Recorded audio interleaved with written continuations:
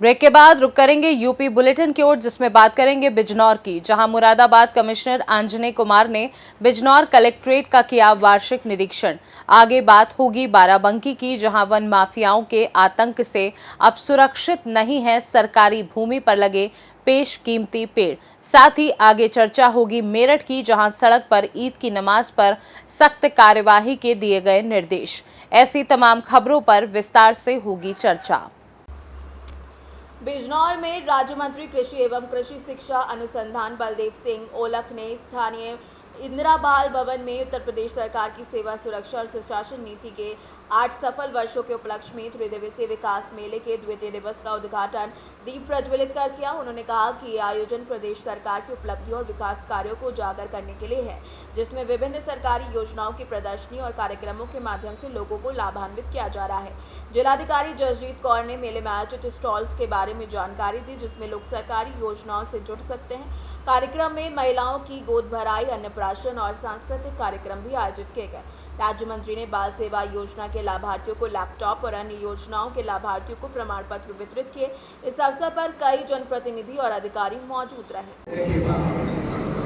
जो सरकार की उपलब्धि है, जो सरकार ने इस प्रदेश के इस जनता के जनमानस के उत्तर प्रदेश की तरक्की के लिए जो 8 साल में कार्य किए, वो आपके सामने मैं कुछ आपके सामने रखता हूँ। आज बहुत ही ऐतिहासिक दृष्टि से अत्यंत महत्वपूर्ण स्थान होगा, क्योंकि इसमें बहुत ही धार्मिक स्थान है। विदर्भी कब्र आश्रम और का किला, सीता का मंदिर और सेना का भवन एवं और आमानगढ़ टाइगर रिजर्व, पीली डैम अपने प्राकृतिक सौंदर्य से वन जीवन के लिए प्रसिद्ध है। और जहाँ तक सरकार का स्वाद है, सरकार ने 17 के बाद माननीय योगी आदित्यनाथ जी के मुख्यमंत्री बनने के बाद और 2017 से क्या हालत थी इस उत्तर प्रदेश में, आप भी भली भांति जानते हैं और हम लोग भी भली भांति जानते हैं कि क्या था सरकार, किस तरह से सरकार में गुंडागर्दी थी, किस तरह से सरकार में आर्थिकता की, किस तरह से लोग विकास की तरफ न जाकर गुंडागर्दी की तरफ उसको बढ़ावा देते थे। आज सरकार ने बहुत ही कि अंत्योदय से सर्वत्र गरीबी मिटाई और खुशहाली आई। बिजनौर से सीनियर संवाददाता सलीम हाशमी के साथ अजमल अंसारी की रिपोर्ट। बिजनौर में मुरादाबाद कमिश्नर आंजनेय कुमार ने कलेक्ट्रेट का वार्षिक निरीक्षण किया। उन्होंने 2:30 बजे कलेक्ट्रेट पहुंचकर हर पटल का बारीकी से निरीक्षण किया और पटल धारकों को कड़ी फटकार लगाते हुए सभी रजिस्टर्स को सही ढंग से रखने का आदेश दिया। कमिश्नर ने रिकॉर्ड रूम का भी काफी देर तक निरीक्षण किया। इस दौरान जिलाधिकारी जसजीत कौर, अपर जिलाधिकारी प्रशासन विनय कुमार सिंह, अपर जिलाधिकारी वित्त अरविंद कुमार सिंह, उप जिलाधिकारी हर्ष चावला, उप जिलाधिकारी सदर अवनीश कुमार, सदर तहसीलदार अमरपाल सिंह और नायब तहसीलदार बिजनौर भी उपस्थित रहे। कमिश्नर ने तकरीबन 1 घंटे तक कलेक्ट्रेट का निरीक्षण किया।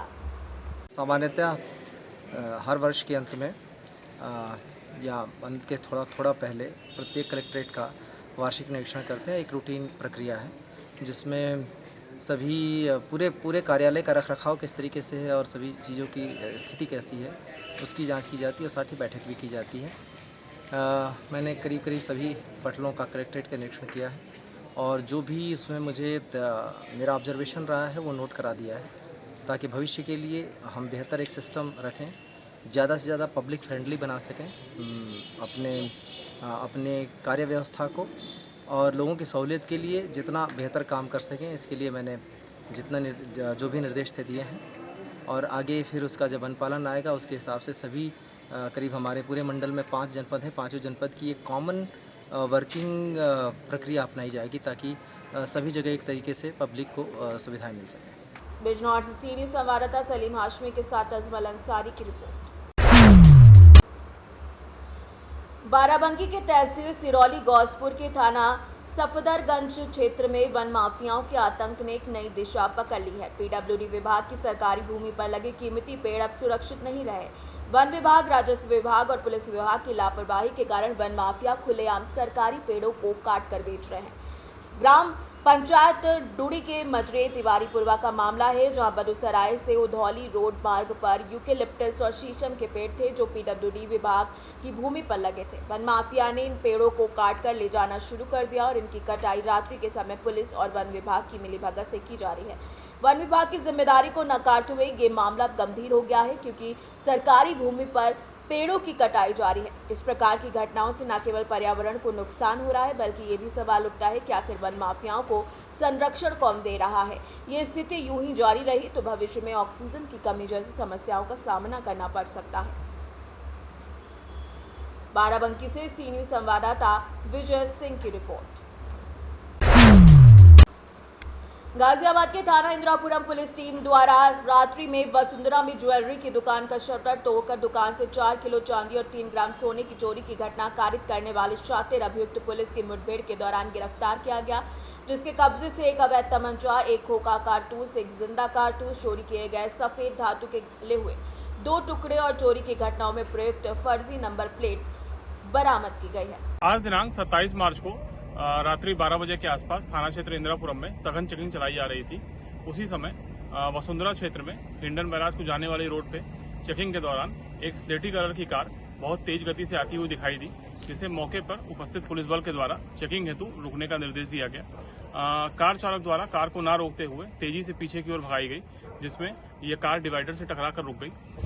कार चला रहे बदमाश के द्वारा उतरकर भागते हुए पुलिस टीम पर फायरिंग कर दी गई, जिसके क्रम में आत्मरक्षार्थ पुलिस बल द्वारा भी जवाबी फायरिंग की गई।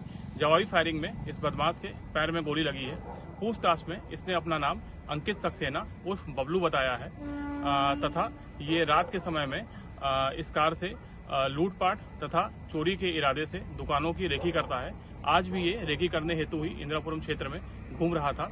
इसने ये बताया है कि रेकी करने के उपरांत ये अपने अन्य साथियों की सहायता से दुकानों में चोरी तथा लूटपाट की घटना कारित करते हैं। विगत दिनों थाना इंदिरापुरम क्षेत्र में 21 और 22 मार्च की मध्य रात्रि में वसुंधरा में हुई चोरी की दुकान में हुई चोरी की घटना में भी इसने अपनी संलिप्तता स्वीकार की है। इसके कब्जे से एक अदद तमंचा, चांदी की धातु का कुछ सामान तथा ये जो कार है ये बरामद की गई है। पूछताछ में इसने ये तथ्य भी बताया है कि इसके ऊपर डकैती, हत्या, लूटपाट के 1 दर्जन से अधिक मुकदमे पहले से भी पंजीकृत हैं, तथा ये इंदिरापुरम थाना क्षेत्र में लूट के एक मुकदमे में पूर्व में भी वांछित रह चुका है। इस पूरे प्रकरण में पूछताछ तथा साक्ष्यों के आधार पर अग्रिम वैधानिक कार्रवाई सुनिश्चित की जा रही है। गाजियाबाद से सीनियर संवाददाता राजेंद्र चौधरी की रिपोर्ट। मेरठ में ईद के मौके पर मेरठ पुलिस ने सड़क पर नमाज पढ़ने पर सख्त कार्यवाही की चेतावनी दी। एसपी सिटी ने कहा कि ईदगाह के अलावा कहीं भी नमाज पढ़ने पर कानूनी कार्यवाही की जाएगी। सड़क पर नमाज पढ़ने वालों के पासपोर्ट और लाइसेंस जब्त किए जाएंगे। पिछले साल 200 लोगों पर इस तरीके के मामलों में मुकदमा दर्ज किया गया था। पुलिस ने अपील की कि लोग सड़क पर नमाज ना पढ़ें और ईद की नमाज को निर्धारित स्थानों पर ही अदा करें। सुरक्षा की दृष्टि से पुलिस ने सीसीटीवी, ड्रोन और लोकल इंटेलिजेंस के माध्यम से नमाजियों की निगरानी की व्यवस्था की है। संवेदनशील इलाकों में अतिरिक्त फोर्स तैनात किया गया है। ईद की नमाज 31 मार्च या 1 अप्रैल को पढ़ी जाएगी। सर, जुम्मे की नमाज होगी, ईद की नमाज भी होगी, इसको लेकर क्या आदेश करे गए हैं और क्या सड़क पर नमाज अदा करी जा सकती है या इसके लिए कोई सख्त रुख अपनाया है? देखिए, जो आने वाली ईद है इसमें जो मार्च के एंड में प्रॉब्लली 31 या 1 को होगी, 1 अप्रैल को हो सकती है। इसमें हमने सभी इमामों से अपील की है, जो धर्म गुरु हैं इनकी सभी लोगों से अपील की गई है कि ज़्यादा से ज़्यादा लोग नमाज अपने जो आसपास की मस्जिदें हैं उसमें पढ़ें, और अगर ईदगाह में भी आ रहे हैं तो समय से आ जाएं, ईदगाह में आ जाएं। किसी भी सूरत हाल में रोड पर नमाज नहीं पढ़ी जाएगी। एकदम स्ट्रिक्ट इंस्ट्रक्शन दिए गए हैं, इन्हें बता भी दिया गया है, इन्हें नोटिस भी जारी किया गया है।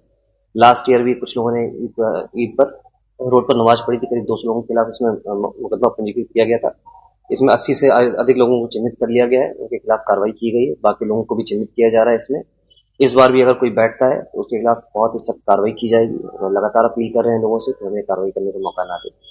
कोई कार्रवाई इसमें बैठता है तो जैसे मैंने बताया उन लोगों को चिन्हित किया जाएगा। जो पिछली बार भी जो लोग बैठे उनको भी हम लोग चिन्हित कर रहे हैं और उनके खिलाफ विधिक संगत कार्रवाई की सर जाएगी। पासपोर्ट को लेकर के अभी कोई आदेश जाएगा तो पासपोर्ट में रखा गया देखिए क्रिमिनल अगर ये कोई केस उनके खिलाफ बनता है, किसी के खिलाफ भी होता है, तो यूजुअली होता है कि जो पासपोर्ट हो गया, लाइसेंसेज हो गए, वो रद्द किए जा सकते हैं। नए पासपोर्ट नहीं बनते जब तक वो क्लियरेंस नहीं हो जाए, एनओसी कोर्ट से ना मिल जाए। अगर ऐसा कोई क्रिमिनल केस किसी के खिलाफ दर्ज होता है तो पासपोर्ट और जो लाइसेंसेज होते हैं वो नहीं दिए जाते जब तक कोर्ट से एनओसी ना मिले। अगर ये लोग कोर्ट से बरी हो जाएंगे तभी इनको पासपोर्ट या लाइसेंस मिलेगा। मेरठ से सी न्यूज संवाददाता आमिर की रिपोर्ट।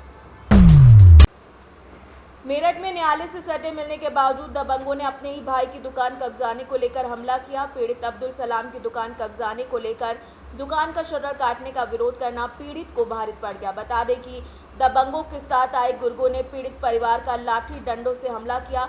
बता दें कि पीड़ित परिवार ने किसी तरीके से भागकर अपनी जान बचाई है। वहीं घटना से इलाके में अफरा तफरी मच गई। घटना पर पहुंची डायल 112 की टीम, जहां थाना पुलिस ने सेटिंग गैटिंग का खेल खेलकर दबंग भाई इफ्तिखार, अब्दुल, खालिद और इकबाल से उल्टा पीड़ित के खिलाफ मुकदमा दर्ज करवा दिया। थाना लोहिया नगर क्षेत्र लक्कीपुरा गेट गली नंबर 22 की घटना बताई जा रही है। क्या नाम है आपका? मेरा नाम फरा है। फरा जी, क्या विवाद हुआ है आपस में आपका?